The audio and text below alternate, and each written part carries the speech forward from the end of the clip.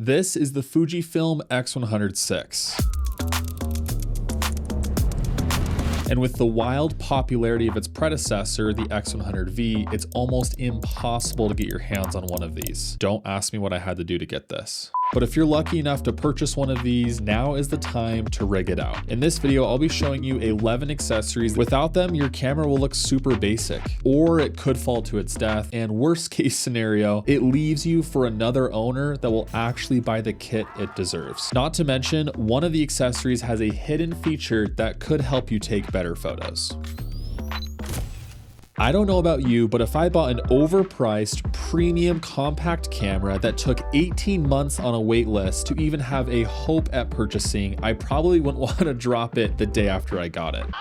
That's why our first accessory is the Peak Design leash. Not only is it thin and minimal, but you can adjust it to the length that you want, and it has these quick release tabs that will go on the side right here of the camera. So you can have your camera strap on if you want, or quickly remove it if you want that as well. Speaking of protecting your camera, the second accessory is a screen protector. I know it's kind of boring, but this camera, while it can articulate, you can't flip the screen all the way around, protecting the actual face of the display. I had a screen protector on my Sony Alpha 6000, and it's a very similar build to this, never had any issues. Plus, if you've ever thought about selling your camera for a profit, and don't tell me you haven't, because we all have, you want your camera to be in mint condition, and this will help you do that. I found this for a pack of 2 on Amazon. Another solid Amazon find was this battery charger with 2 batteries. Doesn't Fujifilm know that I'm taking my camera with me everywhere and I'm taking photos of pretty much everything? I need all-day battery life. All-day battery life. Just like my iPhone 16 Pro. And so one battery wasn't cutting it. I love that I'm able to charge the batteries external from the camera. I am able to charge 2 at a time. And with these 2 and the one that it came with, now I can get all day shooting. Now that the boring accessories are out of the way, let's talk about one that will literally make you a better photographer. Kind of. This is a mist filter. What this does is it softens the overall image. It blooms the highlights, diffuses the light. This takes a digital sharp image and turns it into a filmic masterpiece. If you bought this camera for the film recipes, then consider a mist filter like that secret sauce that just completes the gourmet dish. I've been loving this short stash everyday mist and polarizer from Polar Pro. It's a quarter strength and it just creates some really cool looks. I've also been testing out the Peter McKinnon 135 series. He has a gold mist and a black mist. They're also quarter strength and just create some really cool looks. So if you're planning on picking up any of these filters, you'll also need a 49mm filter adapter ring. This essentially replaces the one on your Fujifilm, and then you can put the filter on the other side, made of brass, so you have a secure connection and doesn't strip the threads. Now, while this setup with the filter was really cool, one of the accessories I was researching when looking for all of these was a hood. I needed to protect my lens. It had to look cool and match the aesthetics of the Fujifilm camera, and I also wanted it to be compatible with a mist filter. Now, I did find one from Square Hood. This has a built-in mist filter, which was cool, but you can't replace it for another one, and so that was kind of a deal breaker for me. Turns out Polar Pro just released their new hood, which has a cap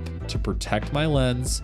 I think it looks sick. It matches the aesthetics of the camera, and it has a hidden feature where you can pop open and add any 49mm filter to the lens, which is sick. Not only that, if you have a polarizer and you're shooting, pop it down and you can adjust it as needed. I feel like Polar Pro is secretly spying on me, and Polar Pro, if you actually are listening, please fix this one thing I don't like about it. It blocks my flash when shooting at night. I feel like it just cuts off at the very bottom of my image. That's my only complaint. For the rest of us though, use this during the day because it's awesome. And then at night, you can take the filter out, use your adapter ring, and then actually be able to have full access to your flash. Now, one of the more popular accessories you'll see for an X100VI or an X100V is a thumb grip. So this little piece of metal will go on the top of your hot shoe mount or cold shoe mount. You push it in and it gives you more contact points, so you're able to hold the camera a little bit better. Now, I'm not sure if all thumb grips have this, but Polar Pro added a little screw anchor, which is nice because it keeps it secure and this doesn't slip out of the hot shoe mount. Another must-have accessory is a soft shutter button. I don't know if you can see that, it's so small, but this goes on your shutter. I don't know why Fujifilm doesn't include these with all their cameras, because they do have one for their limited edition, which, can I just say, those are ridiculously overpriced. My buddy bought this for $3,000, but we've seen them resell for as much as $8,000 because there's only 1,934 of them made. But back to the shutter button, I didn't want one that was too tall or too big or bulky. This one from Polar Pro is perfect. It feels very comfortable in the hand and I've loved using it. Okay, I promise this is the last one from Polar Pro, but this is their base grip or their extended grip. So what this does is, the Fujifilm's already really low profile as it is, which is why it attracts so many photographers. They want an everyday camera that's lightweight, easy to take with them, but it's really awkward to hold on to. There's very little grip. That's why the thumb grip's there. But if you add this, you're not only able to have a more comfortable way to hold the camera, but Polar Pro's thought of everything and they added a base that's compatible with the Peak Design tripod or other tripods with this mounting system. Speaking of which, I love my Peak Design travel tripod. This is the aluminum version, which is already way overpriced, and they have a carbon fiber version if you want to spend more.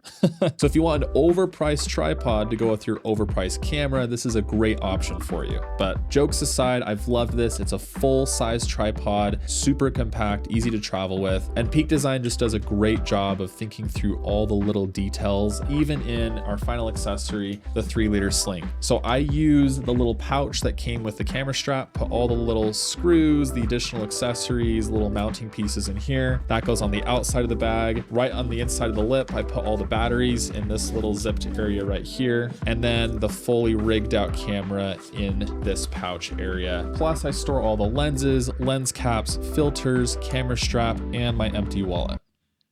Now, I'm assuming you're watching this video because you either own an X100VI/X100V or you're on a ridiculously long wait list to get one. And if so, I hope you're able to get it soon. If you want to see more videos about tech, lifestyle, design, consider subscribing below. And thank you guys for watching. I'll see you in the next one.